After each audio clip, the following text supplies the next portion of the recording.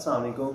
उम्मीद है सब लोग खैरियत से होंगे, खुशबाश होंगे और अच्छी ज़िंदगी गुजार रहे होंगे। तो मेरा नाम है आकिब बुखारी और मैं अभी स्टडी कर रहा हूँ कोस्टल एंड मेरीन बायोलॉजी, एक मास्टर प्रोग्राम है और मैंने बैचलर्स अपना किया ज़ूलॉजी के अंदर गवर्नमेंट कॉलेज यूनिवर्सिटी फैसलाबाद से, और उसका affiliate campus government post graduate college Samanabad Faisalabad से।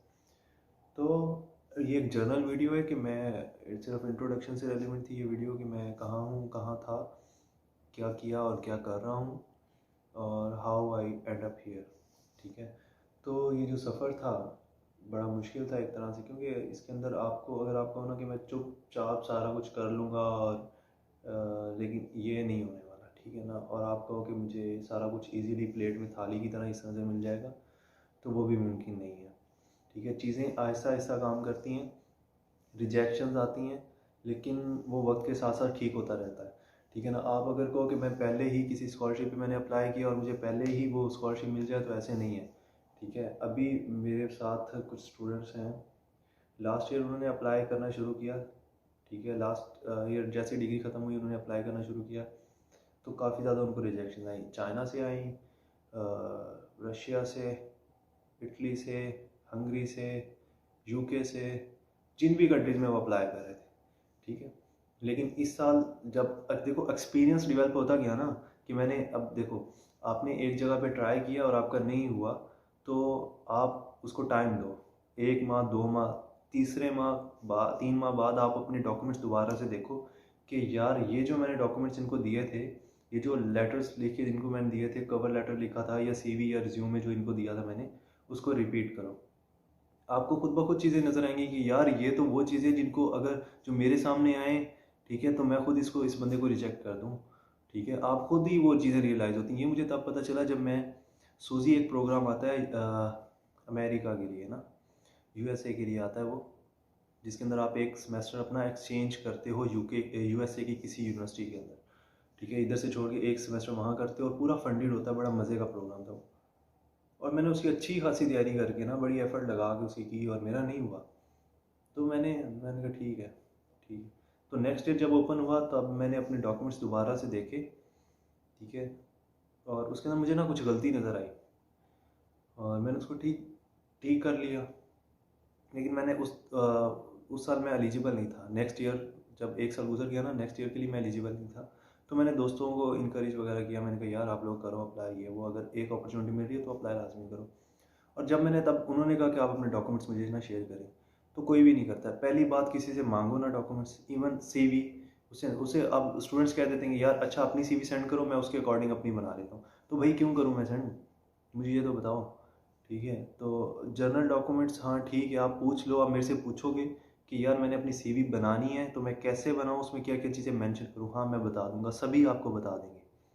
लेकिन अगर आप कहो कि यार अपनी सीवी सेंड कर दो, मैं उसको देख के खुद बना लूँगा, तो कभी नहीं करूँगा। मैं भी नहीं करूँगा और कोई भी नहीं करेगा, यकीन मानो।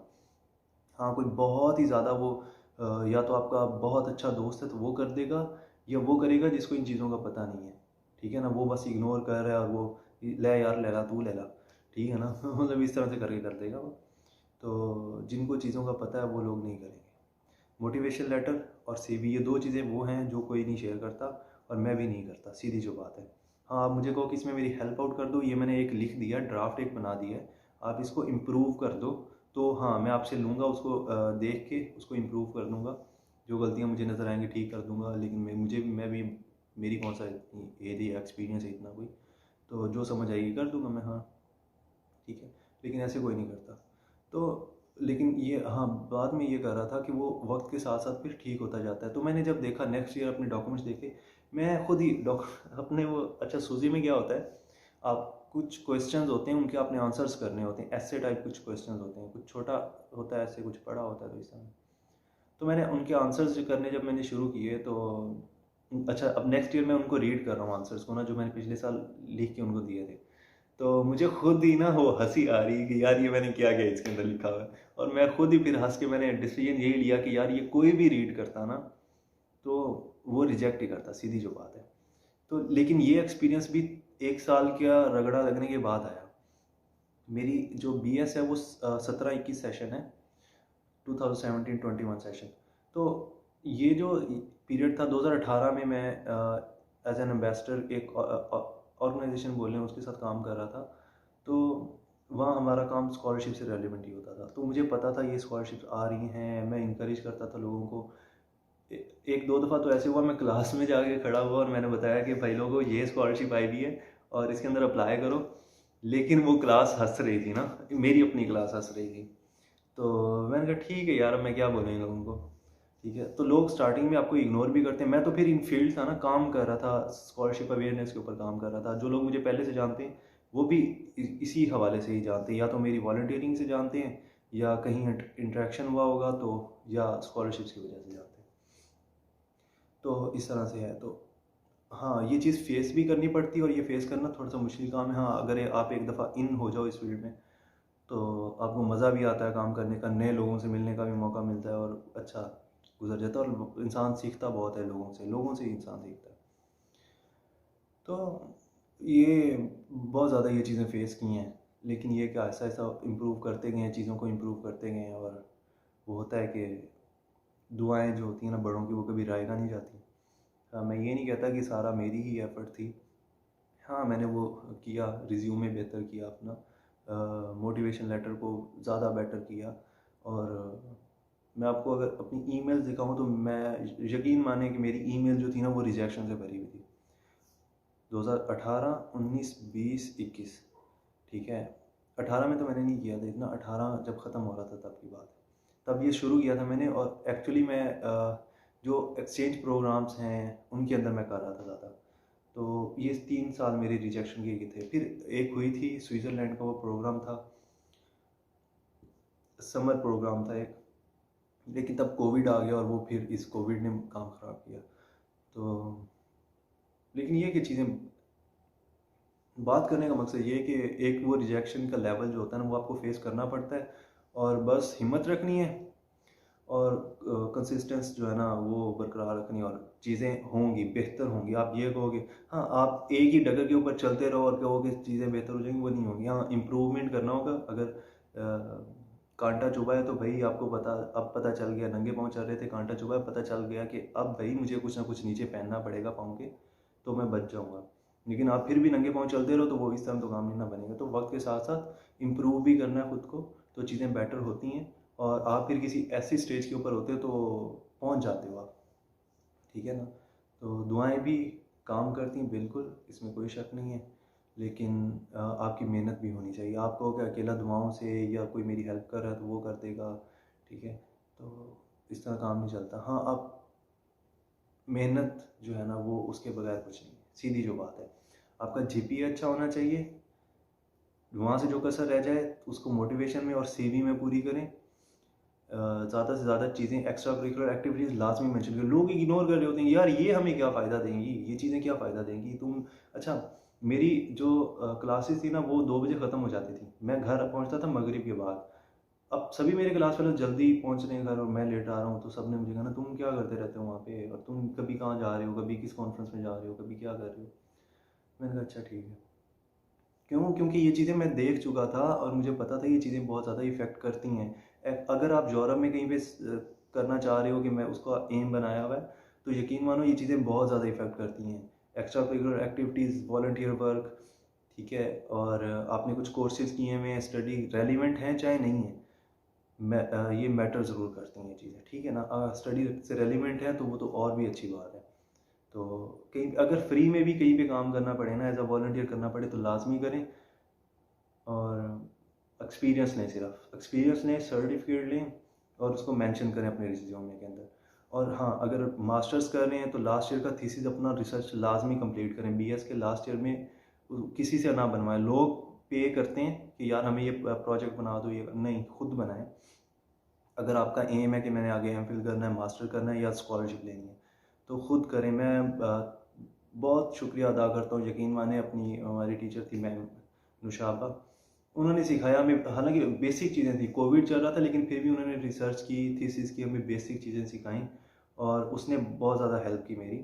ठीक है, अब देखें हमारे यहाँ, मैं खुद कॉलेज से हूँ, यूनिवर्सिटी का नहीं हूँ स्टूडेंट, कॉलेज से मैंने बीएस किया है, लेकिन ये चीज़ें वो हैं जो यूनिवर्सिटी में भी नहीं सिखाई जाती।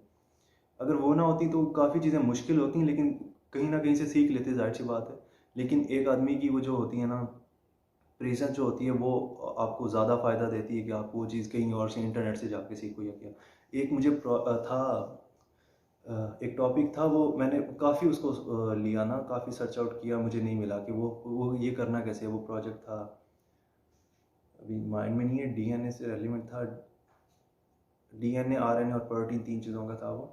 तो चलें वो मैं मेंशन कर दूंगा अगर जहन में आया तो वो मुझे कहीं से नहीं मिल रहा था। मैंने डिस्कस किया मैम के साथ और मैम ने मुझे समझाया और वो इतना मज़े का था मुझे बाद में। और मैंने फिर सोचा कि कहीं पे भी नहीं है तो मैं इसका एक लिख देता हूँ, इसको करना किस तरह से है या ये सॉल्व कैसे होता है। वो था कोई कंप्यूटेशनल था तो, और मैंने फिर उसकी एक वीडियो बना के फिर जिनको ज़रूरत थी उनको दी भी थी, तो उसने काफ़ी हेल्प आउट की थी। तो इस तरह के लोग जो होते हैं ना वो कम होते हैं, आपको ढूंढने पड़ते, आपके इर्द गिर्द मौजूद होते हैं लेकिन आपको ढूंढने पड़ते हैं और वो फिर इफ़ेक्ट करता है। और एक और बात मज़े की, मैं जब क्लास ख़त्म होती थी ना, पहले स्टार्टिंग में क्या था, पहले दूसरे या तीसरे सेमेस्टर में कोई भी क्वेश्चन है ना तो मैं ऐसे ही पूछ लेना, प्रोफेसर जब भी क्लास खत्म होनी नोट कर लेना रजिस्टर के ऊपर और एंड पे पूछ लेना। जब भी पूछना क्लास ने हंसना कि ये है ये वो, हंसना वैसे। तो शायद मेरे क्वेश्चन वाकई होते थे ऐसे।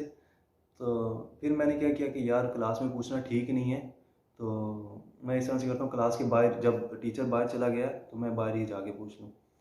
तो इस तरह से क्या हुआ, हमारी जो ज़्यादातर जो टीचर थे, कुछ का पता भी चल गया कि वो किस तरह के टीचर थे, और कुछ जो थे जो ज़्यादा जो अच्छे थे, ज़ाहिर सी बात है आप उनसे इंटरेक्ट जितना ज़्यादा करते हो रिलेशन उतना ज़्यादा बेटर होता है, उतना ज़्यादा आप सीखते हो। ठीक है, तो वो है ना कि कुरेदने से ही वो पता चलता है। तो जितना उनको कुरेदो, टीचर्स अगर आप अभी स्टडी कर रहे हो, टीचर्स के साथ ज़्यादा से ज़्यादा टाइम स्पेंड करो, चीज़ें सीखो और वक्त के साथ साथ खुद को इम्प्रूव करो। ठीक है ना, स्किल्स लो, रेलिवेंट हो इरेलीवेंट हो तब भी। इवन म्यूज़िक, अगर आप अपनी सीवी, अगर आप म्यूज़िक को पसंद करते हो सीवी में मेंशन करो यार, हम इसको नेगेटिव नहीं, ये नेगेटिव नहीं है। इस तरह की चीज़ें, या कोई भी आप स्पोर्ट्स है, म्यूज़िक सुन रहे हो या कोई भी आपकी एक्टिविटी, उसको मेंशन करो। ठीक है ना, और इंटरव्यूज़ हैं तो इंटरव्यू आप दे रहे हो तो उसको ओपन रखो, उसको कोई आपको बढ़ाने चढ़ाने की ज़रूरत नहीं। मैं जब इंटरव्यू दे रहा था इस स्कॉलरशिप के लिए जिस पे मैं अभी यहाँ पे हूँ, यूनिवर्सिटी ऑफ सेलेंटो से मैं कर रहा हूँ मास्टर। ये इटली के अंदर साउथ में है, ये लेचे सिटी के अंदर यूनिवर्सिटी है। तो इसका जब मैं इंटरव्यू दे रहा था ना तो 2 लोग तो थे क्वेश्चन वाले, तीसरी वो साइकोलॉजिस्ट थी। एक एक जो था, जो 2 लोग बैठे थे उनमें से एक फीमेल थी जिसने जनरल क्वेश्चन किए थे, और एक जो था आदमी उसने सिर्फ स्टडी की क्वेश्चन किए थे। मैं पूरा सीन बताऊंगा कि वो कब कैसे और मैंने किस तरह से, बड़ा फ़नी उसकी स्टोरी है, मैं बताऊंगा किस दिन। लेकिन वो अच्छा एक्सपीरियंस रहा। तो साइकोलॉजिस्ट लाजमी होता है इंटरव्यू के अंदर, और वो आपको जज कर रहा होता है कि ये बंदा कैसे बोल रहा है और किस तरह से। प्रिसाइज रहो और सही बोलो, जो चीज़ है सिर्फ वही रिफ्लेक्ट करो, आपको बढ़ा चढ़ा के बताने की कोई ज़रूरत नहीं है। और दूसरी चीज़, हम कहते हैं कि हम डॉक्यूमेंट्स तो उनको दे दिए, जब आप इंटरव्यू दे रहे होते हो ना डॉक्यूमेंट्स आपके उनके आगे ओपन होते हैं। आपका रिज्यूमे ओपन होता है, आपकी डिग्री ओपन होती है, जो आपने डॉक्यूमेंट्स दिए होते हैं, आपने मोटिवेशन लेटर दिया तो वो उनके आगे सामने पड़ा हुआ होता है। ठीक है, वो फिर आपका इंटरव्यू ले रहे होते हैं, तो वो ऐसे नहीं मुंह उठा के वो नहीं बैठे होते, अपनी तैयारी करके बैठते हैं। तो आपने भी अपनी तैयारी करके बैठना है, ये भी चीज़ हम लोग इग्नोर करते हैं। ठीक है, तो चलें मिलते हैं। मैं अगली वीडियो में बता दूंगा कि स्कॉलरशिप ये मैंने कैसे हासिल की कंप्लीट, उसके अंदर वो मैं बता दूंगा, और यहाँ तक मैं कैसे पहुँचा थोड़ा सा है, जहाँ पे वो अप्स एंड डाउन्स आपको बताते हैं। और सबसे ज़्यादा मुझे जो है ना डिफ़िकल्टी फेस आई थी अपनी अपनी यूनिवर्सिटी के अंदर, गवर्नमेंट कॉलेज यूनिवर्सिटी फैसलाबाद जो है। मैं बताऊंगा वो सीन क्या बना। और दरअसल मेरा भी सेमेस्टर ख़त्म हो गया तब मैं पहुँचा यहाँ पे, और अगर वो इशू ना बनता तो शायद मैं पहले आ जाता। तो उसने काफ़ी ज़्यादा ख़राब किया और बंदा डिसहार्ट, मैं तो बहुत ज़्यादा डिसहार्ट हूँ इस वजह से कि यार एक दूसरा मुल्क है, उसकी यूनिवर्सिटी आपको स्कॉलरशिप दे रही है मेरिट बेस कि आप आओ स्टडी करो, हम सारा कुछ करेंगे आपके लिए, आपको वीज़ा दे रही है, सारा कुछ कर रही है। और आपकी अपनी यूनिवर्सिटी जहाँ से आप पढ़े हुए हो वो आपको जो है इग्नोर कर रही है, और आपने 4 साल वहाँ गुजार लिए हैं और फिर भी आपको वो डिग्री नहीं दे रही। मैं बताऊँगा वो सारा चीज़। तो कोई नेगेटिव बात नहीं है, लेकिन ये है कि वो एक रियल स्टोरी है।